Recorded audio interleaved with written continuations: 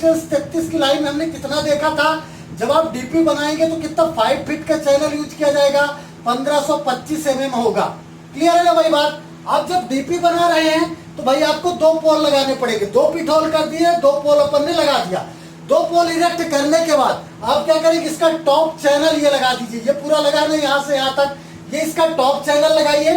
Top channel में क्या करिए, एक सपोर्टिंग यहाँ पर एक ये सपोर्टिंग क्लैंप इधर और एक सपोर्टिंग क्लैंप ये है ना, ये आपका क्या है, सपोर्टिंग क्लैंप है। ठीक है, इसके साथ साथ आप क्या करिए, यहाँ पर आप डिक्स इंसुलेटर लगा दीजिए। तो डिक्स इंसुलेटर किसके माध्यम से लगेगा, सपोर्टिंग में स्ट्रेन हार्डवेयर लग जाएगा।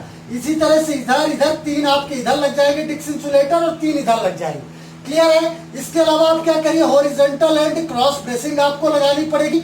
ये जो पूरा लगा है ये हॉरिजॉन्टल और क्रॉस ब्रेसिंग है, मतलब कि ये आपका बेल्टिंग एंगल और ब्रेसिंग एंगल उसके अंतर्गत आएगा, वो इंक्लूड करके ये चीजें होती हैं। ठीक है, इसके बाद आप क्या करिए, बारबेड वायर लगा दीजिए दोनों पोलों में और क्या करिए, डेंजर बोर्ड लगा दीजिए। क्लियर है ना। इसके अलावा आप क्या करिए, मफिन कर दीजिए 1.5 फीट 2 फीट जो भी आपके प्रोविजन में हो। इसके अलावा आपको क्या करना पड़ेगा, यहाँ पर पिन इंसुलेटर लगाना पड़ेगा। तो 3 पिन इंसुलेटर लगा दीजिए बाय यूजिंग फिश प्लेट के माध्यम से। तो एक में पिन इंसुलेटर में आपकी 2 फिश प्लेट तो टोटल 6 हो जाएंगी। क्लियर है ना भाई बात। तो इसी तरह से आप क्या करेंगे, पूरे पोलो को इरेक्ट कर देंगे, है ना। यहाँ पर स्पेस कम अवेलेबल था तो हमने दूसरे के बाद ही डीपी बना दिया। ऐसा साइड पे नहीं होगा, साइड में 4 या 5 पोलो के बाद जैसा भी साइड की कंडीशन हो उस आधार पे आपकी डीपी बनेगी। ठीक है, अब देखिए ये डीपी बन गई भाई। अब हमें क्या करना है, कंडक्टर स्ट्रिंगिंग कर दे। तो कंडक्टर स्ट्रिंगिंग के लिए क्या होगा, ये आपका ये क्या है, पिन इंसुलेटर का ग्रोव है।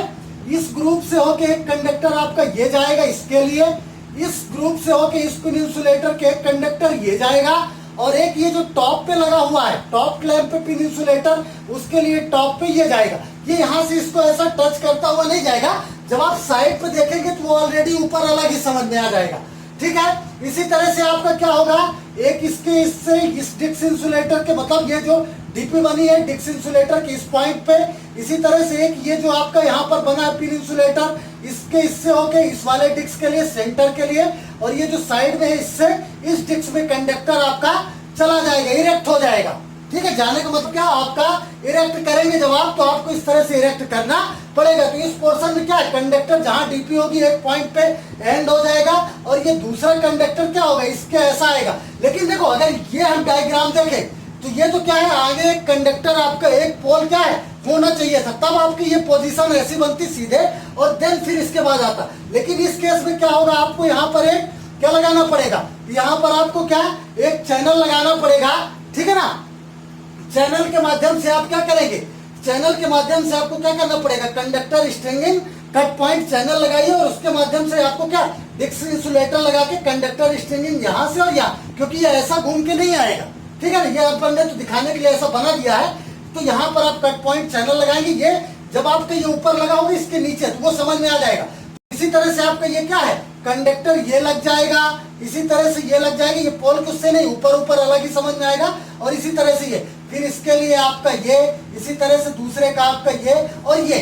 ठीक, इसी तरह से सेम प्रोसेस यहाँ के लिए। तो इस तरह से आप क्या करेंगे, साइड में इरेक्ट कर देंगे। अब एक चीज और ध्यान रखिएगा, जो आपका कंडक्टर यूज किया जाएगा वो कौन सा कंडक्टर होगा, डॉग कंडक्टर यूज किया जाएगा। मोस्टली जो प्रेफर होता है डॉग कंडक्टर होता है, हो सकता है आपके प्रोजेक्ट में रैकून भी हो। तो अगर डॉग कंडक्टर है तो उसकी करंट कैरिंग कैपेसिटी होगी 239 से लेके 291 एम्पियर, और इसका जो होगा 100 स्क्वायर mm का होता है। ठीक है, डॉग कंडक्टर। और अगर यही मैं बात करूं, रैकून अगर आपके प्रोजेक्ट में होता तो 80 स्क्वायर mm। ठीक है, और इसकी जो करंट कैरिंग कैपेसिटी होती है 200 से लेकर 244 एम्पियर।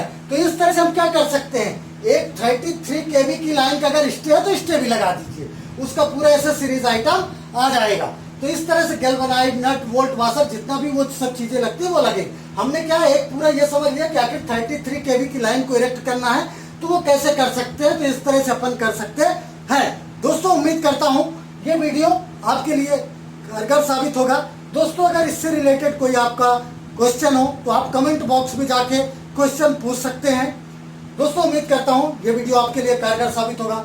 वीडियो अगर आपको पसंद आया हो दोस्तों तो वीडियो को ज़्यादा से ज़्यादा शेयर कर दीजिए, और आप लोगों से एक निवेदन जरूर है, चैनल को मेरे सब्सक्राइब कर लीजिए, क्योंकि अभी अपन 930 सब्सक्राइबर हो गए हैं। और अगर आप लोगों का प्यार रहा तो जल्द ही हम 1000 सब्सक्राइबर पूरे हो जाएंगे, 1000 लोगों का परिवार हो जाएगा।